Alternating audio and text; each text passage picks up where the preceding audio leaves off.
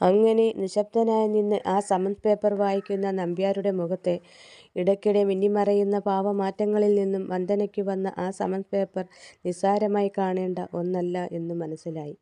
നമ്പ്യാർ അതിലെഴുതിയ പരാതിയുടെ പ്രധാന ഭാഗങ്ങളെല്ലാം വായിച്ചു. എന്നാൽ അദ്ദേഹം വായിച്ച ആ പരാതിയിൽ പരാതിക്കാർ ആരാണെന്നോ അവരുടെ പേരെന്താണെന്നോ അതിലെഴുതിയിരുന്നില്ല.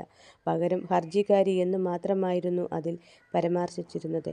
അതോടെ വന്ദനയ്ക്കെതിരെ പരാതി നൽകിയിരിക്കുന്നത് ഒരു സ്ത്രീയാണെന്ന് മനസ്സിലായി. ഇനി അറിയേണ്ടത് ഈ ഹർജിക്കാരിയുടെ വക്കീൽ ആരാണെന്നുള്ളതായിരുന്നു.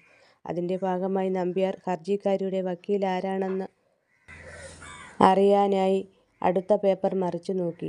അപ്പോൾ കണ്ടു തൻ്റെ മകൾക്ക് ഇങ്ങനെയൊരു സമൻസ് അയച്ച ആ വക്കീലിൻ്റെ പേര്. ആ പേര് കണ്ടതും ഒരു നിമിഷം നമ്പ്യാർ ഒന്ന് ഞെട്ടി. തുടർന്ന് തൻ്റെ കണ്ണുകൾക്ക് തെറ്റ് പറ്റിയതാകുമോ എന്ന് സ്വയം ചോദിച്ചുകൊണ്ട് വീണ്ടും ആ പേപ്പറിലേക്ക് തന്നെ നോക്കി. അത് വായിച്ചു. അഡ്വക്കേറ്റ് മാലിനി മാധവൻ. തൻ്റെ മകൾ വന്ദനയ്ക്കെതിരെ ഇങ്ങനെയൊരു സമൻസ് നോട്ടീസ് അയച്ചിരിക്കുന്നത് മറ്റാരുമായിരുന്നില്ല, ചെമ്പകശ്ശേരിയിലെ ജയകൃഷ്ണൻ്റെ ഭാര്യയും നമ്പ്യാരുടെ മരുമകളുമായ അഡ്വക്കേറ്റ് മാലിനി മാധവനായിരുന്നു. ആ പേര് വായിച്ചു തീർന്ന നമ്പ്യാരെ സംബന്ധിച്ച് പറഞ്ഞാൽ ആ ഒരു പേര് ഉൾക്കൊള്ളാൻ സത്യത്തിൽ അദ്ദേഹത്തിന് കഴിഞ്ഞിരുന്നില്ല. അതുകൊണ്ടാവാം ഈ പേര് തന്നെയാണോ എന്നറിയാനായി പലതവണ അദ്ദേഹം ആ പേര് വായിച്ചു നോക്കി. ഒടുവിൽ തൻ്റെ മകൾക്ക് ഇങ്ങനെയൊരു വക്കീൽ നോട്ടീസ് അയച്ചിരിക്കുന്നത് മരുമകൾ മാലിനി തന്നെയാണെന്ന് ഉറപ്പിക്കുന്നു. അതോടെ അദ്ദേഹത്തിൻ്റെ മനസ്സിൽ മാലിനിയുടെ കൈവശം വന്ദനയ്ക്കെതിരായി ഇങ്ങനെയൊരു പരാതി നൽകിയത് ആരായിരിക്കും എന്ന ചോദ്യം ഉയർന്നു വന്നു. ഒപ്പം മറ്റൊന്നുകൂടി അദ്ദേഹത്തിൻ്റെ മനസ്സിൽ ഉയർന്നു. മാലിനിയുടെ കൈവശം പരാതി നൽകിയത് ആരായിരുന്നാലും അവർ ആ പരാതിയിൽ ചൂണ്ടിക്കാട്ടിയിരിക്കുന്ന തരത്തിലുള്ള യാതൊരുവിധ കുറ്റവും തൻ്റെ മകൾ ചെയ്തിട്ടില്ല എന്ന സത്യം കുറച്ചെങ്കിലും മാലിനിക്ക് അറിവുള്ള കാര്യമാണ്. എന്നാൽ അവൾ ചെയ്തതോ അങ്ങനെയൊരു പരാതിയുമായി വന്നവരുടെ പക്കൽ നിന്നും പരാതി സ്വീകരിക്കുകയും വന്ദനയ്ക്കെതിരെ ഇങ്ങനെയൊരു സമൻസ് നോട്ടീസ് അയക്കുകയും ചെയ്തിരിക്കുന്നു. അതോടെ നമ്പ്യാർ വല്ലാതെ അസ്വസ്ഥനായി തീർന്നു.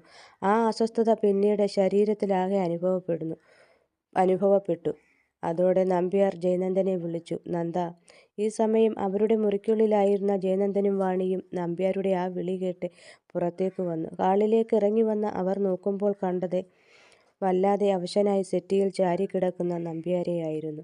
നമ്പ്യാരുടെ ആ കിടപ്പ് കണ്ട് ജയനന്ദനും വാണിയും ഭയന്നു. അവർ ഇരുവരും ഓടി നമ്പ്യാരുടെ അടുത്തെത്തി നമ്പ്യാരെ വിളിച്ചു. അച്ഛാ. അവരുടെ ആ വിളി കേട്ട് നമ്പ്യാർ കണ്ണു തുറന്ന് അവരുടെ നേർക്കൊന്നു നോക്കി. ഈ സമയം നന്ദൻ. അച്ഛാ, എന്തു പറ്റി? ഹോസ്പിറ്റലിൽ പോകണോ? വല്ലാതെ പരിഭ്രാന്തനായി തീർന്നു അവൻ. അത് കണ്ട നമ്പ്യാർ. നിങ്ങൾ ഭയപ്പെടുന്നത് പോലെ എനിക്ക് യാതൊരു കുഴപ്പവുമില്ല. പെട്ടെന്നെന്തോ വല്ലാത്തൊരു ക്ഷീണം തോന്നി. ഒപ്പം തല ചുറ്റുന്നത് പോലെ, അത്രമാത്രം. അല്പനേരം ഇങ്ങനെ കിടന്നാൽ അത് മാറും, അദ്ദേഹം പറഞ്ഞു. കൂട്ടത്തിൽ വാണിയോട് കുടിക്കാൻ ഒരു ഗ്ലാസ് വെള്ളം വേണമെന്നും പറയുന്നു. അത് കേട്ടതും വാണി പെട്ടെന്ന് അടുക്കളയിലേക്ക് ഓടി. ഈ സമയം നമ്പ്യാരുടെ അടുത്തു നിന്നും നമ്പ്യാരെ ശ്രദ്ധിക്കുന്ന ജയനന്ദൻ നമ്പ്യാരുടെ ആ അവശത കണ്ട് നമ്പ്യാരോട് ആശുപത്രിയിൽ പോയാലോ എന്ന് വീണ്ടും ചോദിക്കുന്നു.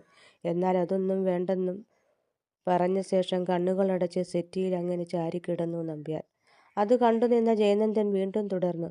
പെട്ടെന്നിങ്ങനെ അച്ഛന് വയ്യാണ്ടാവാൻ മാത്രം ഇന്ന് എന്താണ് ഉണ്ടായത്? നന്ദൻ്റെ ആ ചോദ്യം കേട്ട നമ്പ്യാർ കണ്ണു തുറന്ന് അവനെ ഒന്ന് നോക്കി.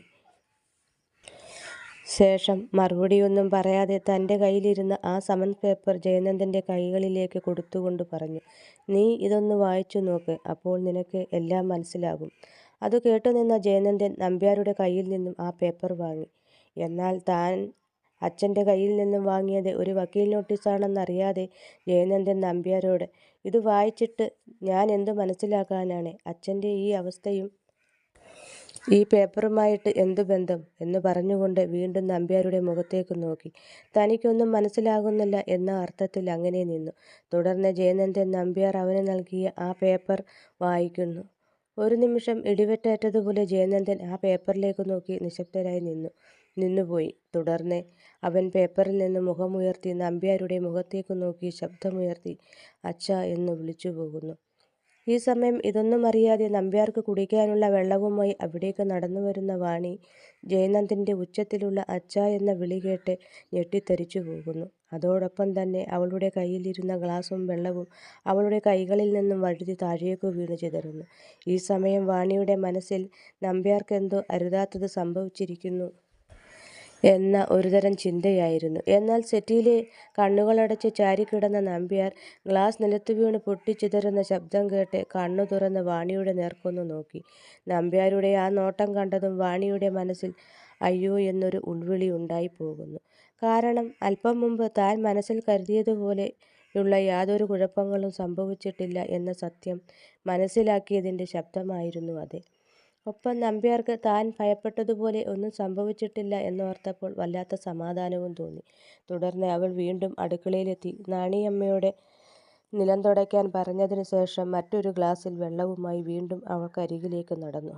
അവർക്കരികിലെത്തി നമ്പ്യാർക്ക് വെള്ളം നൽകിയ ശേഷം ജയനന്ദനോട് ഇത്രയും ശബ്ദമുയർത്തി അച്ഛനെ വിളിച്ചതെന്തിനാണെന്ന് ചോദിക്കുന്നു. എന്നാൽ ജയനന്ദൻ ആകട്ടെ വാണി പറഞ്ഞതും ചോദിച്ചതുമായ കാര്യങ്ങൾ യാതൊന്നും തന്നെ കേട്ടിരുന്നില്ല. കാരണം വാണി പറഞ്ഞത് കേൾക്കാൻ കഴിയുന്ന തരത്തിലുള്ള ഒരു സാഹചര്യത്തിലായിരുന്നില്ല അവനപ്പോൾ എന്ന് പറയുന്നതാകും കൂടുതൽ ശരി.